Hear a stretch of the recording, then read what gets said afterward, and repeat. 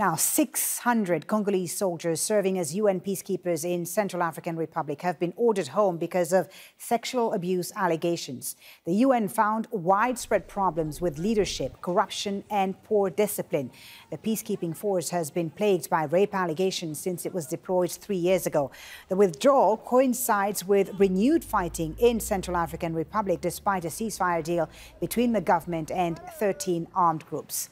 Now, before the decision was made to pull the Congolese troops out, the commander of the UN peacekeepers stationed in CAR was very keen to get the message out that he's taking allegations of sexual abuse seriously. Take a listen.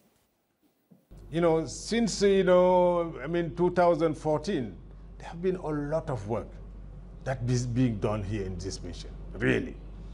The SRSG, myself, the police commissioner, so we have embarked into, really making the sexual exploitation and abuse as the main priority. All right, let's now bring in Azad Issa to the news grid, who's just returned from Central African Republic and was, in fact, the journalist who spoke to the commander there before the allegations against the Congolese troops were made. The issue of sexual abuse among UN peacekeepers in CAR is sadly nothing new. When you were there, what did you see? Who did you speak to? And did you get a sense that there was improvement, as the commander there seemed to suggest?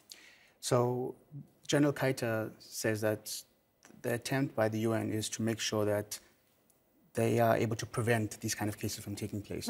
But the subtext is that he knows that once a case takes place or allegation or kind of abuse takes place, there's not much the UN can do because the UN system is so broken. Right. Now, when we were there, we spoke to some NGOs who told us that these kind of cases are streaming in still today. 3 years on. 3 years on, cases are coming in every day. Right. But many of the cases, many of the victims or survivors don't go forward to the UN because they know that they're not going to get any justice. So for one example, we spoke to one victim, and you know that this is a very sensitive kind of topic that you can't exactly find people who are willing to talk about it. This issue. Right. Is that one young girl, she's 15 years old, she was raped when she was 13, got a baby from the peacekeeper, was promised that he would marry her, right?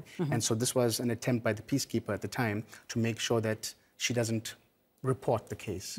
The peacekeeper's now gone back to Congo. And so what's happening with these victims? The person that you spoke to, for instance, in some countries, we've seen cases of the victims actually been ostracized by their communities. What is happening to these victims of sexual abuse in CAR? Are they being taken care of? So usually they're abandoned by the UN, right? So there's this idea that they are ostracized, but there's also a case of society actually coming to terms with the fact that these protectors are actually the predators as well, and so they have to look after the survivors. A lot of the time, for example, the victim that we spoke to, she went to the UN and was told, forget about the guy, and given some rice, given some money, and told to go home.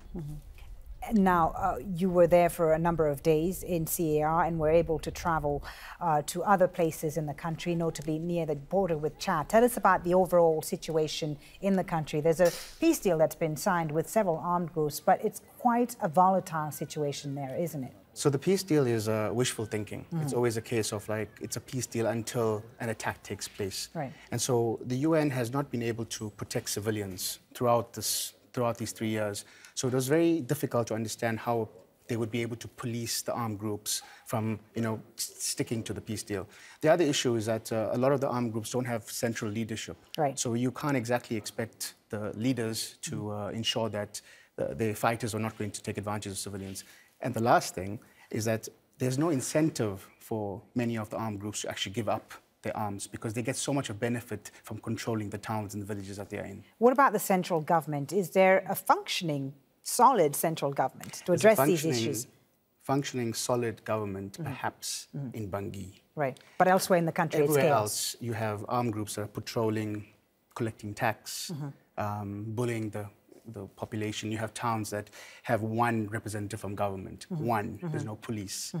There's no other mayor. There's nothing of the sort. So no, there is no central government that's all-pervasive in Central African Republic. Very good to hear your experience in Central African Republic, Azad. And you can read more on Azad and Serain Fulkoy's reporting in Central African Republic on aljazeera.com. They traveled to several areas, as you heard, including to internally displaced camps near the border with Chad, where they met and spoke with IDPs displaced by this violence.